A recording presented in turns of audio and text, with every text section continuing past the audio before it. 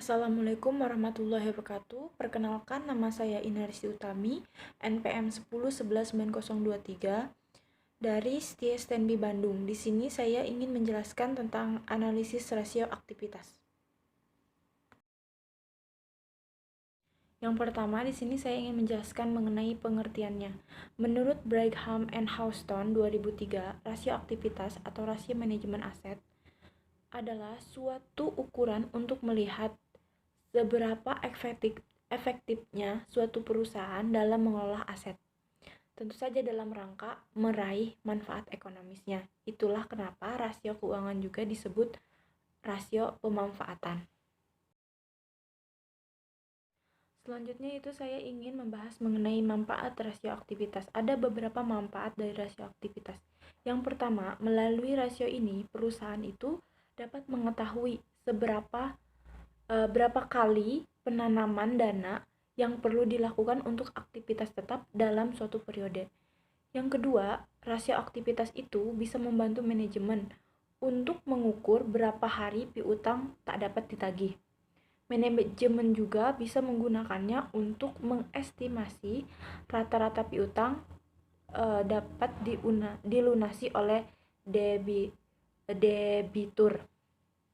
Yang ketiga, rasio aktivitas juga bisa membantu menentukan berapa lama barang yang tersimpan di dalam gudang. Yang keempat, melalui rasio aktivitas ini kita juga bisa mengetahui seberapa cepat dana bisa diputar kembali menjadi modal kerja. Yang kelima, melalui rasio aktivitas ini kita juga bisa mengetahui seberapa efektif pihak manajemen untuk menjalankan aktivitas perusahaannya. Selanjutnya yaitu jenis-jenis rasio aktivitas. Ada 5 jenis rasio aktivitas. Yang pertama, reasonable turnover atau perputaran piutang. Yang kedua, inventory turnover. Yang ketiga, working capital turnover. Yang keempat, fixed asset turnover. Yang kelima, total asset turnover. Selanjutnya itu saya akan menjelaskan satu persatu dari jenis-jenis rasio aktivitas. Yang pertama yaitu reasonable turnover atau perputaran piutang. Rumusnya itu penjualan kredit dibagi piutang rata-rata. Jadi piutang itu perlu dikelola dengan baik agar menghindari kerugian piutang tak tertagih. Piutang yang tak bisa ditagih nantinya akan mempengaruhi laba hingga return on equity yang berpengaruh pada kepercayaan investor. Maka makin tinggi hasilnya, maka makin rendah modal kerja yang ditanamkan pada piutang. Jadi rasio aktivitas juga bisa mengetahui seberapa lama waktu yang dibutuhkan untuk mencairkan piutang tersebut menjadi kas melalui rumus yang penjualan kredit dibagi piutang rata-rata. Yang kedua yaitu inventory turnover. Rumusnya itu harga pokok penjualan dibagi rata-rata persediaan. Rasio perputaran persediaan itu digunakan untuk mengetahui kemampuan perusahaan dalam mengatur persediaan dalam suatu periode. Dari sinilah efisiensi persediaan bisa nampak jelas. Selanjutnya yaitu working capital turnover. Rumusnya penjualan bersih dibagi modal kerja. Jadi rasio ini membandingkan antara penjualan dengan modal kerja. Modal kerja sendiri dapat diperoleh dengan aktiva lancar dikurangi hutang lancar.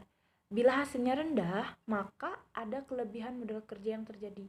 Hal ini bisa terjadi karena persediaan terlalu sedikit sementara kas terlalu besar. Selanjutnya yaitu fixed asset turnover.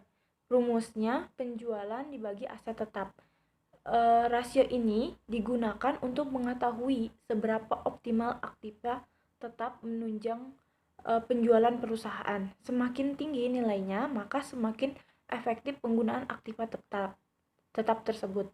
Pengelolaan aktiva tetap perlu mendapatkan perhatian apabila dibeli secara kredit. Hal ini nantinya juga berpengaruh pada debt to equity ratio yang berfokus pada hutang perusahaan. Yang terakhir yaitu total asset turnover. Rumusnya penjualan dibagi total aktiva. Jadi aset turnover dibutuhkan untuk mengukur efektivitas seluruh aset dalam menunjang penjualannya. Semakin tinggi rasionya, maka semakin baik pula kinerja perusahaan tersebut dalam mengelola aktiva untuk aktivitas penjualannya. Jadi perhitungan total aset turnover ini bisa mengetahui berapa aset yang dimiliki perusahaan penting karena termasuk dalam investasi perusahaan. Besarnya aset yang dimiliki berguna untuk menghitung return of investment atau ROI. Di sini ada contoh penerapan untuk rasio aktivitas. Di sini ada tabel neraca sama tabel laporan laba rugi.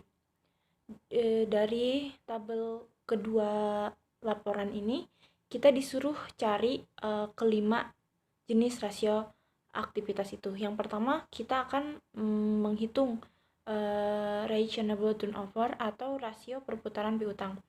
Rumusnya penjualan dibagi rata-rata piutang. Jadi kita lihat dari laporan laba ruginya, kalau penjualannya itu ada 30 juta. Sedangkan untuk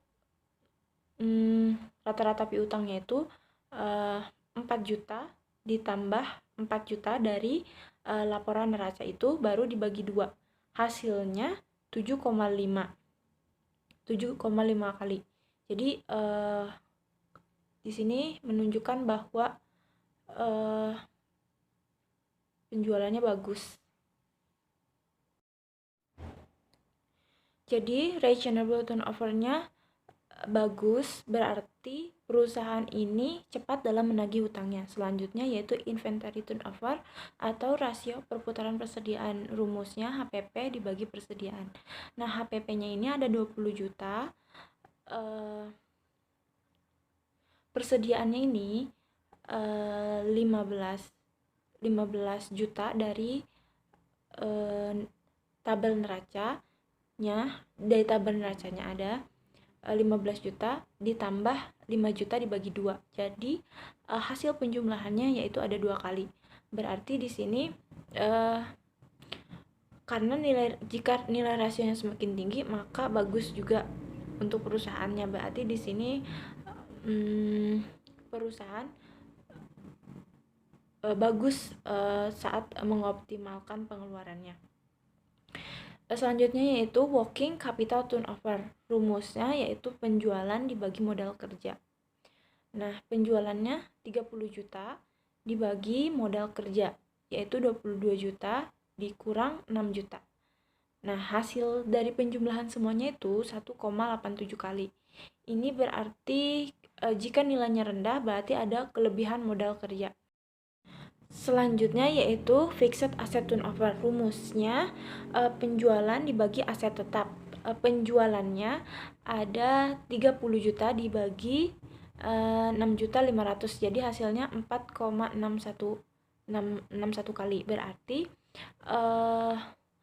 perusahaan ini efektif dalam penggunaan aktiva tetapnya. Yang terakhir yaitu total asset turnover. Rumusnya penjualan dibagi total aktiva.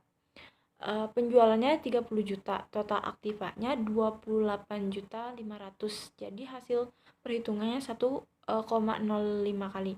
Jadi perusahaannya untuk mengelola aktiva untuk penjualannya bagus berarti. Mungkin itu yang bisa saya jelaskan mengenai analisis rasio aktivitas. Untuk kesimpulannya, rasio aktivitas itu ukuran yang sangat penting untuk menilai cara perusahaan untuk mengelola asetnya, untuk mencapai penjualan atau pendapatannya. Jadi semakin tinggi nilai rasio aktivitasnya, maka semakin bagus rasio perusahaan dalam memanfaatkan asetnya. Mungkin sekian yang bisa saya jelaskan. Mohon maaf apabila ada salah, karena saya juga masih belajar. Assalamualaikum warahmatullahi wabarakatuh.